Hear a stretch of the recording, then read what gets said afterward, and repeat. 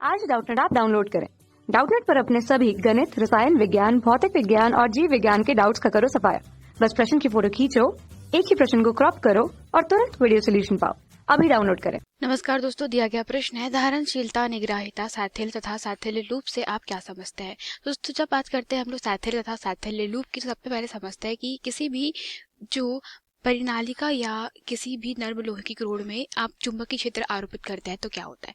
कहने का मतलब ये है, जो यहाँ पे सारी जितनी भी टर्म्स प्रदर्शित है, मतलब धारणशीलता, निग्राहिता, साथिल्य और साथिल्य लूप, यह सभी लौह चुंबकीय तत्वों से या पदार्थों से संबंधित क्या है, टर्म्स है या उनकी जो विशेषताएं होती है, गुण होते हैं, वह है।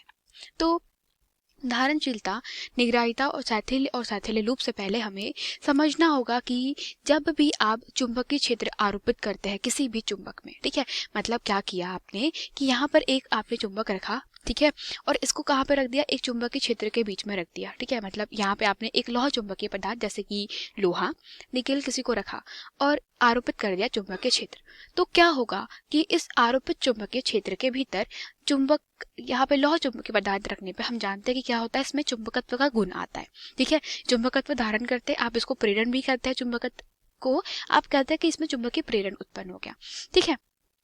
तो ये जो गुण है, इसको अगर आप ग्राफ के हिसाब से बताते हैं तो क्या होता है दोस्तों कि आरोपित चुंबकीय क्षेत्र, मतलब कि यहाँ पे आरोपित चुंबकीय क्षेत्र को H से और जो उसमें उत्पन्न चुंबकीय प्रेरण या चुंबकत्व है उसको B से प्रदर्शित किया जाए, तो होता यह है कि जैसे जैसे आप क्या करते हैं, मान लेते हैं कि इस परिनालिका के भीतर आप क्या कर रहे हैं, ये आरोपित कर रहे हैं, ठीक है, तो ये परिनालिका है हमारी, ठीक है, तो ये परिनालिका के भीतर आपने एक लोहे की क्रोड रख दी, या नर्म लोहे की क्रोड है या स्टील की क्रोड रख दी, ठीक है, कुछ भी आपने लौह चुंबकीय पदार्थ उपयोग में लाया।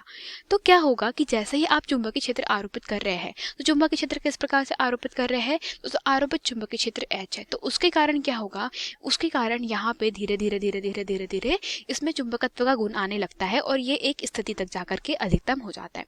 फिर आप आरोपित चुंबकीय क्षेत्र H को विपरीत दिशा में बढ़ाते हैं, तो विपरीत दिशा में बढ़ाने के कारण क्या होता है कि यह दोस्तों जो इसका चुंबकत्व है वह धीरे धीरे क्या करने का कोशिश कर रहे हैं, आप कम करने का कोशिश कर रहे हैं।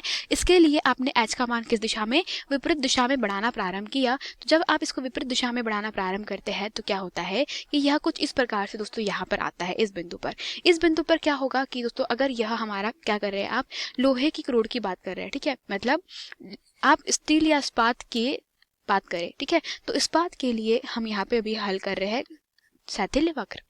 तो जैसे जैसे आप ऋणात्मक चुंबकीय क्षेत्र आरोपित करते हैं तो वहां पर चुंबकत्व जो है, चुंबकीय प्रेरण है, उसका मान कितना हो जाता है दोस्तों, इस स्थिति पर अधिकतम होता है, ठीक है, मतलब अधिकतम नहीं पर आप कह सकते हैं यहाँ पर कि दोस्तों B का मान ही उपस्थित होता है, H का मान यहाँ पर 0 है, तो इसको हम लोग बिंदु A नाम दे देते हैं, ठीक है, इसको बिंदु O नाम दे दिया हमने, ठीक है, और ये हमारा बिंदु B, ठीक है। अब क्या होगा कि आपने फिर इसको दोस्तों विपरीत दिशा में और अधिक बढ़ाया, तो विपरीत दिशा में और अधिक बढ़ाने के कारण क्या होगा कि दोस्तों यहाँ पे ये जो आप क्षेत्र देख रहे हैं वो कैसा होगा, देखिए चुंबकीय क्षेत्र कुछ इस प्रकार से क्या होता है, बढ़ते रहता है, मतलब विपरीत दिशा में। तो आप देख रहे हैं कि ये बिंदु है वहां पे लगभग स्थिर है, ठीक है, मतलब चुंबकीय क्षेत्र में कोई परिवर्तन नहीं हुआ, मतलब चुंबकत्व में कोई परिवर्तन नहीं हुआ है, आरोपित चुंबकीय क्षेत्र H के मान को ऋणात्मक दिशा में या विपरीत दिशा में कम करने पर, ठीक है, आप इसको और कम करते चले जा रहे हैं, कम करते चले जा रहे हैं, तो आरोपित एक स्थान ऐसा आएगा जहां पर आरोपित चुंबकीय क्षेत्र दोस्तों H का मान सबसे कैसा रहेगा, सबसे अधिक ऋणात्मक रहेगा, और उस बिंदु पर जो B है उसका मान क्या हो जाएगा, 0 हो जाएगा। तो इस बिंदु को नाम दे देते हैं हम लोग B बिंदु, ठीक है। तो अब इस बिंदु पर क्या होता है, आपको जो चुंबकीय प्रेरण या उस स्थिति पे आप कहे कि बिंदु B पर चुंबकत्व जो है वो खत्म हो गया है, मतलब आपने इसको चुंबकत्व किया है, मतलब आरोपित चुंबकीय क्षेत्र लगाया था, फिर विपरीत दिशा में आपने क्या कर दिया, चुंबकीय क्षेत्र आरोपित किया, तो विपरीत दिशा में चुंबकीय क्षेत्र आरोपित किया, मतलब पहले NS लगाया था, फिर आपने SN कर दिया इसको, ठीक है। तो अब आपने जब SN कर दिया तो अब क्या हुआ कि एक स्थिति ऐसी आई जहां पे चुंबकत्व जो है सिर्फ वही उपस्थित था, परंतु आरोपित चुंबकीय क्षेत्र H का मान 0 था। फिर एक स्थिति ऐसी आई जहां पर अब सिर्फ H उपस्थित है, मतलब आरोपित चुंबकीय क्षेत्र उपस्थित है लेकिन अब इसमें चुंबकत्व खत्म हो चुका है, ठीक है। फिर आपने क्या किया, इसको विपरीत दिशा में बढ़ाया, ठीक है। विपरीत दिशा में भी आपने इसको एक बिंदु तक के पढ़ाया, इस बिंदु को हम लोग डी नाम देते हैं। तो ये भी क्या हुआ दोस्तों, ये हमारा चुंबकत्व हुआ। मतलब इसमें फिर से क्या आ गया है दोस्तों, ऋणात्मक दिशा में आपने आरोपित किया तो इसमें फिर से चुंबकत्व का गुण आ गया है। और फिर आप क्या करेंगे, इसको विचुंबकित करने का प्रयास करेंगे। तो विचुंबकित करेंगे तो कुछ इस प्रकार से ग्राफ बनेगा और ये ग्राफ जो है दोस्तों सतत तरीके से चलते रहता है। प्रारंभ जो है वो इस ग्राफ का यहाँ से होता है, फिर यह इस प्रकार से क्या होता है दोस्तों, ग्राफ चलते रहता है। तो आपको यहाँ पर ए, बी, डी और ये सी 3 से 4 बिंदु प्राप्त हुए। तो बिंदु ए और बिंदु जो सी होते हैं दोस्तों, इसको हम लोग कहते हैं कि ये बिंदु कहलाते हैं धारणशीलता। ठीक है। तो पहली परिभाषा हम लोग समझ रहे हैं किसकी, धारणशीलता की। तो धारणशीलता का मतलब यह होता है कि धारणशीलता वह मान है जहां पर आरोपित चुंबकीय क्षेत्र H का मान 0 होने पर भी हमारा जो चुंबक है या हमारा जो दोस्तों लौह चुंबकीय पदार्थ है उसमें चुंबकत्व जो है वो कितनी देर तक बना रहता है। ठीक है। तो ये जो दोस्तों P से लेकर के A तक है वो बता रहा है कि ये चुंबकत्व का मान है। ठीक है। तो ये चुंबकत्व का मान है उस स्थिति में जब H का मान 0 है, मतलब ये कितनी देर तक क्या कर रहा है, चुंबकत्व को धारण करके रखता है। तो यहाँ पर आप देख रहे हैं दोस्तों कि ये जो मान है वो कितनी देर तक के नियत है। इसके पश्चात बिंदु बी जो है उसे कहते हैं निग्राहिता। ठीक है।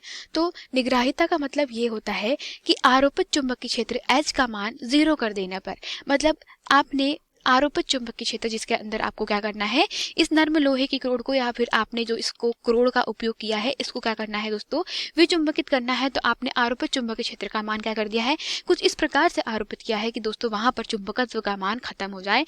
मतलब जो हमारा दोस्तों चुंबकीय प्रेरण है उस पदार्थ का वो खत्म हो जाए, उसे कहा जाता है निग्राहिता। ठीक है। अब बोला है कि साथिल्य और साथिल्य वक्र क्या होता है। तो दोस्तों इस पूरी प्रक्रिया को हम एक वक्र के रूप में प्रदर्शित करते हैं, तो इसे कहते हैं हम साथिल्य वक्र।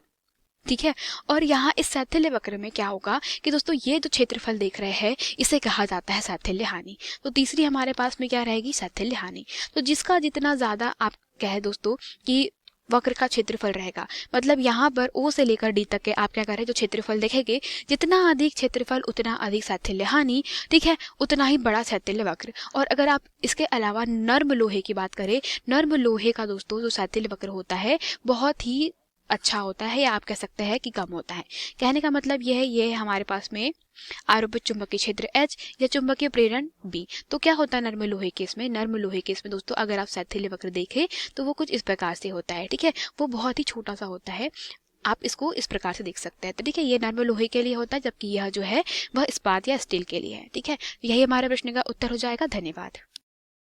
कक्षा 6 से 12वीं से लेकर नीट, IIT, JEE वो एडवांस के लेवल तक 1 करोड़ से ज्यादा छात्रों का भरोसा। आज ही डाउनलोड करें डाउटनेट ऐप या व्हाट्सएप करें अपने सारे डाउट्स 8400 400 400 पर।